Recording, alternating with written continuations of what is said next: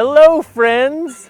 Joe Short here, founder of Short's Brewing Company. We're at the Elk Rapids production facility location where I actually have the great view of Lake Michigan.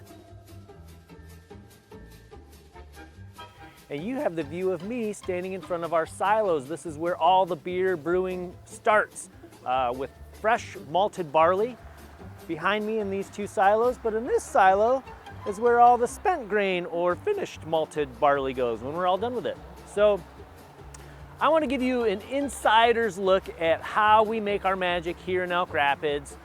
From the pub, which you've seen before, is where we start the process, and this over here in Elk Rapids is where we scale it and shoot it out to all of y'all out there.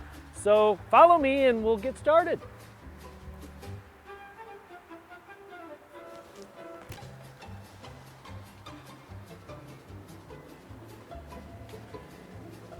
Here's the backyard. You know, everybody's got crap in their backyard. Well, it's no different for a brewery.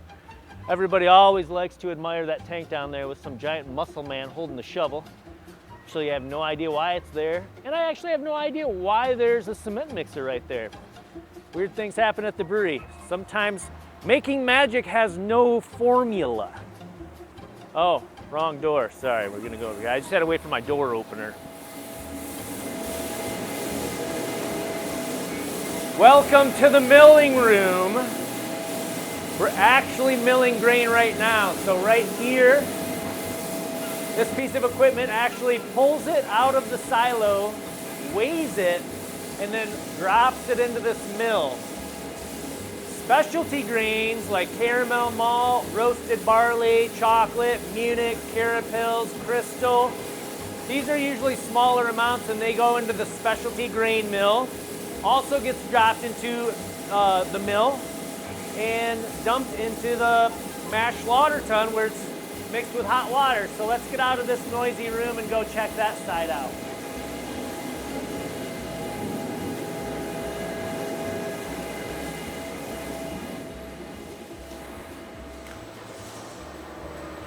This is the brew house.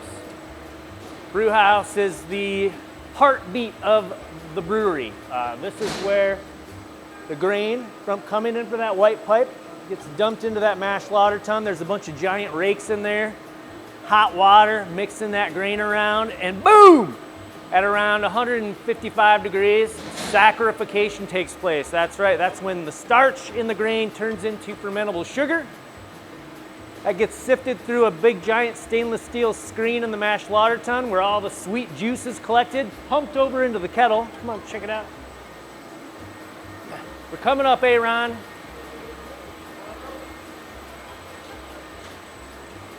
Our senior brewing team members, Aaron Smith over here, like a boss.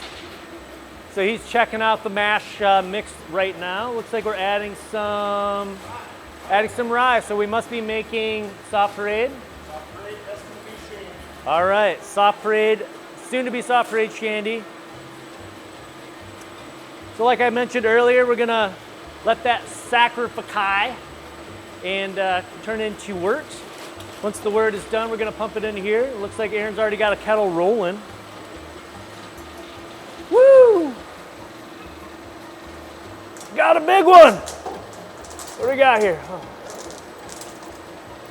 I'm guessing that's for pulling. Extract. Okay, just getting all that hop extract out of there. So we're gonna boil this wort with some hops for about 60 minutes. After that, it's gonna get whirlpooled, spun around real fast. All the proteins and solids are gonna fall out of there, and then we're gonna pump it through a heat exchanger, which essentially does exactly that. We pump cold water through the heat exchanger and hot wort, and as they cross paths, they transfer heat. So hot water leaves and cold wort runs into, you guessed it, the fermenter. Let's go to the fermenter side. Also known as the cellar. This is a special addition to the brewery that doesn't really get as much love as it probably should. This is a 7-barrel processing kettle. Because we use a lot of weird stuff, we can actually do dosing of specialty ingredients like coriander, salt and pepper, dill, spices, spruce tips. and heat it up in here to sterilize everything before it gets added to a larger batch. So this is a really handy piece of equipment that we are very happy to have. So if you follow me down this way, this is the cellar. So there's two things that happen in here primarily. One, fermentation takes place where wort that was boiled in the brew kettle gets fermented with yeast. Yeast consumes the sugar and produces alcohol and carbon dioxide. Carbon dioxide comes out as a gas, and you'll probably see a couple tanks bubbling here as we walk through. Oh, right behind us over here.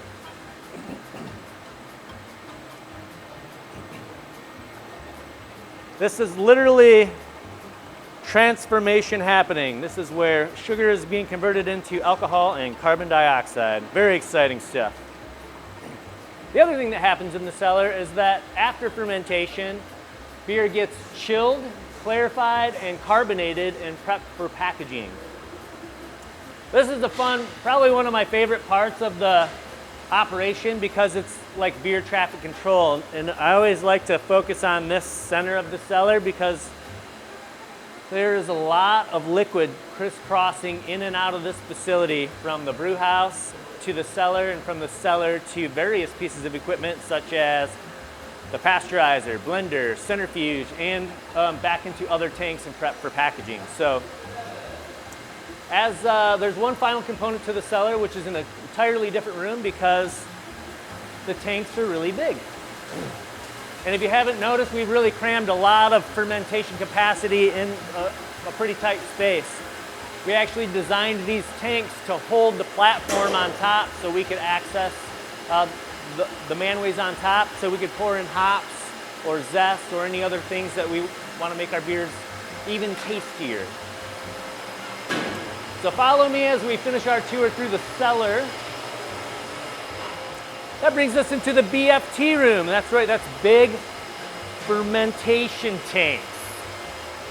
So just a quick side shoot off of our tour here. This is the original boiler of our facility. We're actually installing a second one right now, but kind of a fun fast fact here is where we do stressed controlled quality control inventory. So that would mean that we library products that we packaged and hold them for about 6 months in a really stressed environment, this one being very hot. It's also a great place to dry your boots. Lo and behold, the big fermentation tank room. This was part of an expansion that we did a couple years ago. On top of these tanks is actually a little meeting room, which is kind of fun. And then under the meeting room table, there are hatches in the floor that allow you to get to the tanks, which I think is kind of hilarious. But anyway, so this is the end of the cellar. And now we're gonna go from the cellar or the BFT room into the front reception area and see if Maurice is hanging out doing magical things. And here she is. Hi, Marisa. How's customer servicing happening today? So if you've reached out to us at any capacity ever, it's likely that Marisa has received it and passed it to the appropriate party. So thank you for being our QB. All right, so we're gonna come in here, we're gonna take a breeze through the break room, the locker hall, and then that's gonna dump us into the laboratory. Looks like we've got Professor Zachariah over here, mad laboratorying, locals light. Is this coming out of the centrifuge right now? We just got first package. Okay. We just got first package. I'm testing the ABV right now. We'll be grabbing our micro samples and making sure everything's clean. Sweet. As it always is. That's right, so this is the gateway. Nothing leaves this facility unless Zach signs off on it because we want to make sure our beer is fresh and tasty for the road. So right behind us, we're going to dump back in to where the cellar meets the packaging. So without further ado, if you're thinking to yourself, I feel like I've already been here, that's because you were just here a few minutes ago. The cellar transitions into a couple key pieces of equipment. One is the pasteurizer, two is the blender.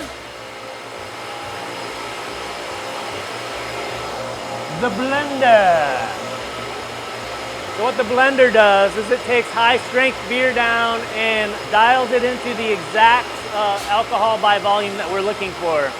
So this allows us to actually brew twice as much, well not twice as much, but more so in the fermenters that we have and produce a higher volume of product at the end with this handy piece of equipment. But one of my favorite pieces of equipment to talk about is the centrifuge, aka the time machine. And essentially what this thing does is it accelerates time by using centrifugal force to separate and clarify the beer. So we're pulling yeast and protein out mostly, leaving us nice bright beers. That's clean beer out.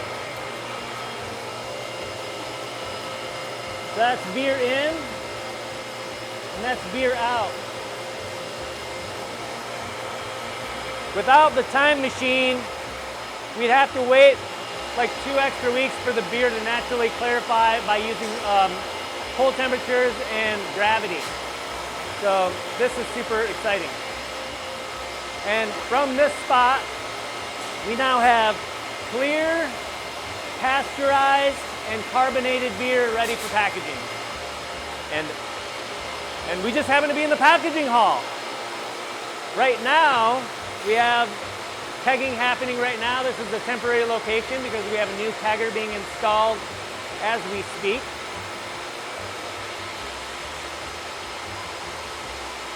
And the beer that you just saw in the centrifuge is actually being packaged right now.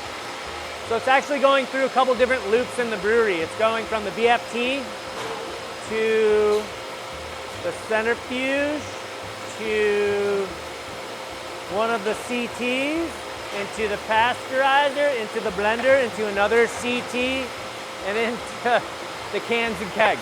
So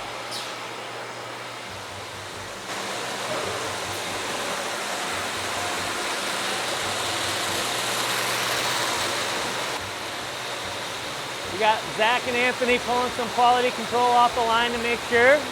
Looks like we're doing 24 packs. Oh. Yeah, I think she's ready. Real ready there. How we doing, Anthony? Good, how are you? Good.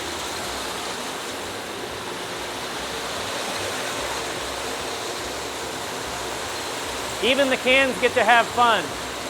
So this is basically like Disneyland for a can. You get to ride down and do a couple flips, get sanitized and sterilized.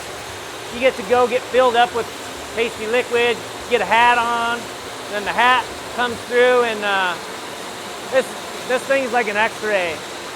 Make sure that all the beer has at least 12 ounces in it. It's pretty cool. And then after it gets filled, it gets ready to get packaged. So conveyor into here. Now you can see we've got cases being erected and then slowly stuffed with 24 cans of delicious American light lager. Michigan's best-selling craft lager. See, we got Dave, our maintenance tech, up there, just making sure that everything's running smooth. There are literally a lot of moving parts here, and so keeping this thing running so it doesn't stop and have to start and stop and have to start is sort of every day's goal in packaging world. So we're off to a good start.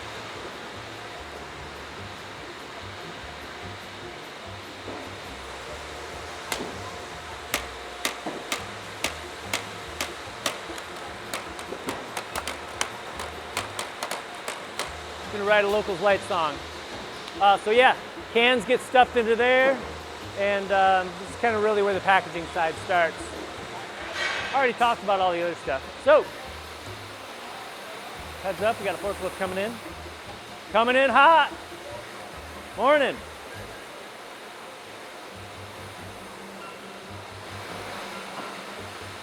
All right, we're just gonna kind of boogie out of here real quick. How we doing, Cody? Morning. Beard is looking lovely today. All right, so packaging, right? So after packaging, we end up with pallets and pallets of beer. But on the little side shoot here, I wanted to show you that we're in a process of an install. That install means, well, it's 3 large pieces of equipment.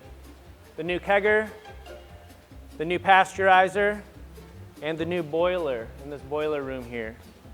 Hoping to have this online in about a month or so, so that's pretty exciting. Should also help streamline the packaging process and even accelerate the quality that we're putting out. Yep, she's a working brewery, all right. We're just always busy building stuff and making stuff better around here. So just glad you're being a part of it. All right, so back to our normal tour where we just finished packaging a bunch of products and now we got to warehouse it. So the warehouse is kind of fun because it has all the finished product, but then all the stuff that you need to make the product. We got Austin back here and Rory. These guys are just keeping things under wraps out here, keeping it nice and organized and easy to find. So some extra packaging, specialty malt, and fruit and apple juice / cider. And so, look at this, fancy new purple hoses.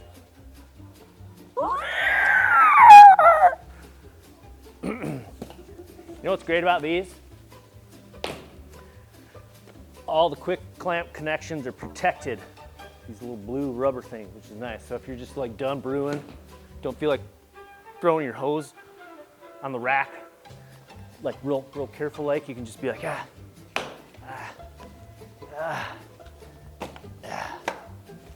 little guys. All right. Welcome to the final end of the tour here, the warehouse. The warehouse! Kind of got a nice ring to it. So this is where we store all the cans that are ready to fill. And as you can see, it takes a lot of real estate. And definitely glad I'm not the guy who has to stack these things.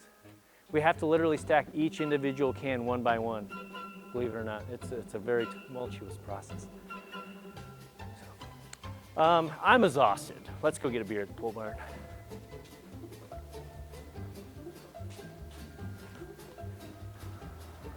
So all the fruits of that labor get plugged into a cooler in here, and they come out of a thing called a faucet.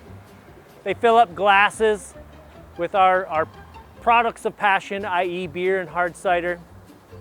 Pole barn is a very special place. Of course, it's got this great view of Lake Michigan across the street, and in probably one of the best places I could possibly imagine to enjoy a beer, Antrim County, Michigan. And if you don't remember, we're right there, right by the second knuckle of the ring finger on America's high five. All right, friends, let's have a beer. Welcome to the pole barn, where we got fun and games. I think that actually deserves a whole new rewrite. Welcome to the pole barn. Because you already know it's morning, and you know, I got a job too, so I gotta show you guys how to pour beer, because that's how you end the tour. So I'm gonna do a little Pandemonium Pale Ale here because that's a fun classic stash throwback. One of the first beers that we ever made, and totally appropriate to close out the pub's big sister, the production facility. So really appreciate all of your patience on this tour and hope to see you here in real life, or IRL for you acronym users out there. My name's Joe Shore, and I'll see you next time.